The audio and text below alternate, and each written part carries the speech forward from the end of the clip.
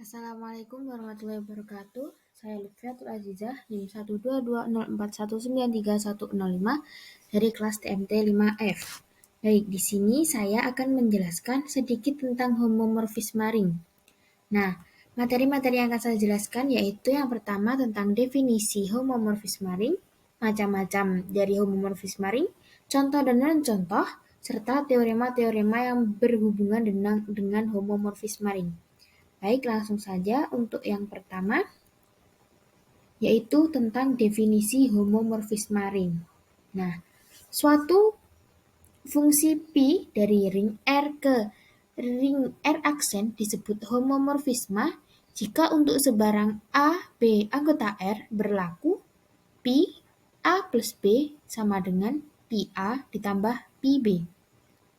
Pi A kali B sama dengan Pi A dikali Pi B.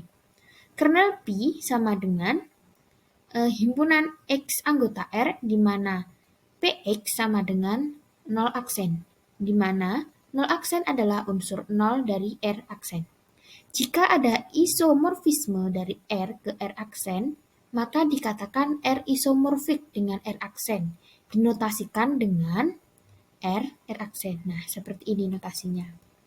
Baik, kemudian catatan bahwa syarat pertama menunjukkan bahwa Pi adalah homomorfisme grup dari R pada operasi penjumlahan ke R aksen pada operasi penjumlahan. Sehingga menurut definisi homomorfisme grup, kondisi-kondisi berikut ini berlaku. Yang pertama, Pi 0 sama dengan 0 aksen.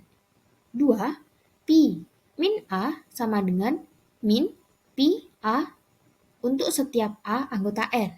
Yang ketiga, Pi R subgrup aditif dari R aksen. Yang keempat, jika ker Pi sama dengan H, maka Pi AH sama dengan A plus H sama dengan H plus A. Yang kelima, Pi monomorfisme. Jika dan hanya jika ker Pi sama dengan 0. Baik, untuk yang selanjutnya yaitu macam-macam homomorfisme ring. Yang pertama, Pi homomorfisme yang injektif, maka monomorfisme. Pi homomorfisme yang surjektif, maka Pi epimorfisme. Pi homomorfisme yang bijektif, maka Pi yaitu isomorfisme. Pi homomorfisme ke dirinya sendiri, maka Pi endomorfisme. Pi homomorfisme yang bijektif, maka Pi automorfisme.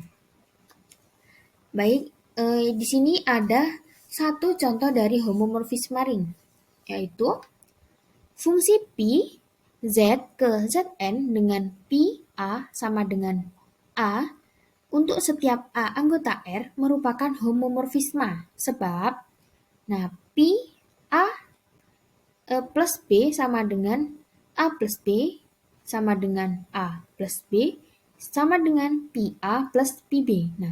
Ini memenuhi syarat suatu fungsi disebut sebagai homomorfisme ring yang pertama. Selanjutnya diperoleh Pi AB sama dengan AB sama dengan A kali B sama dengan Pi A dikali Pi B. Ini memenuhi syarat suatu fungsi disebut homomorfisme ring yang kedua.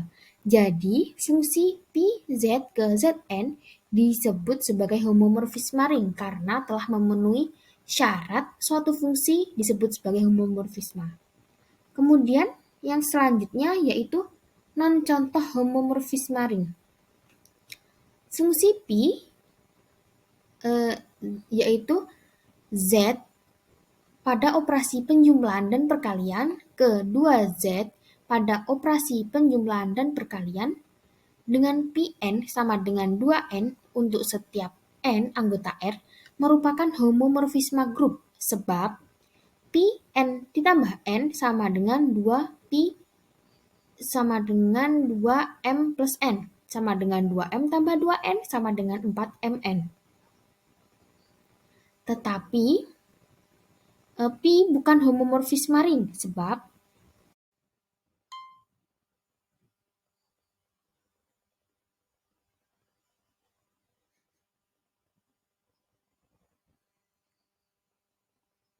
Nah, Pn dikali M sama dengan 2Mn. Pn dikali Pm sama dengan 2N dikali 2M sama dengan 4Mn.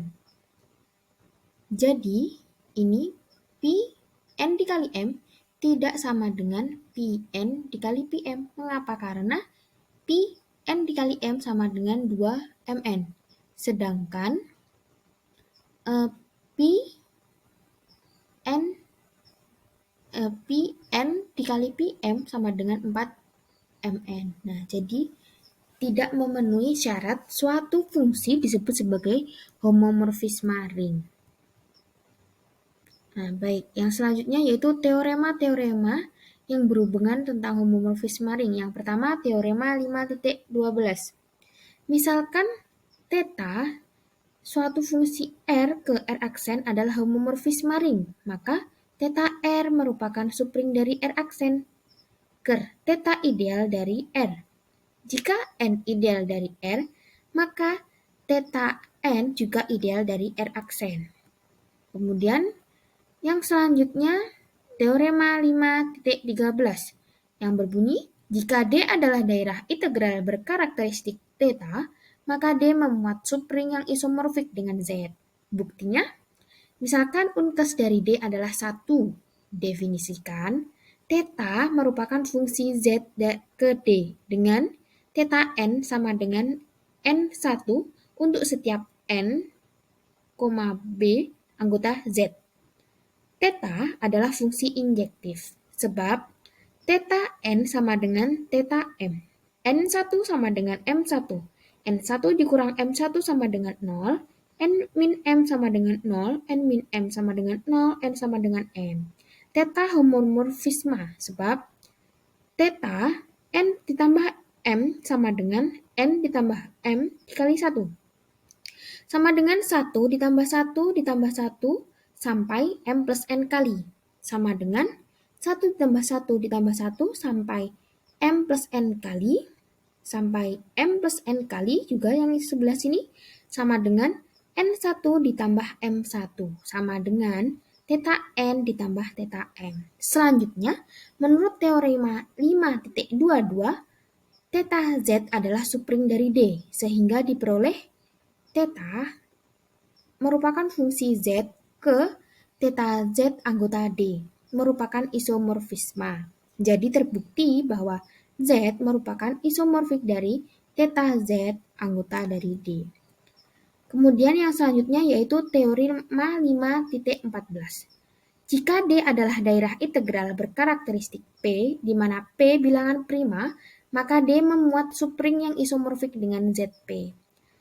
Analog dengan bukti teorema 5.13 yaitu fungsi theta ZP ke D dengan theta A sama dengan NA, di mana N anggota ZP adalah monomorfisme. Selanjutnya, theta ZP yang beranggotakan 0, 1, 2, 1, 3, 1, dan seterusnya sampai P-1,1 adalah subring dari D dengan isomorfik dengan ZP. Baik, sekian yang bisa saya sampaikan. Semoga bermanfaat. Untuk kurang lebihnya saya mohon maaf. Wassalamualaikum warahmatullahi wabarakatuh.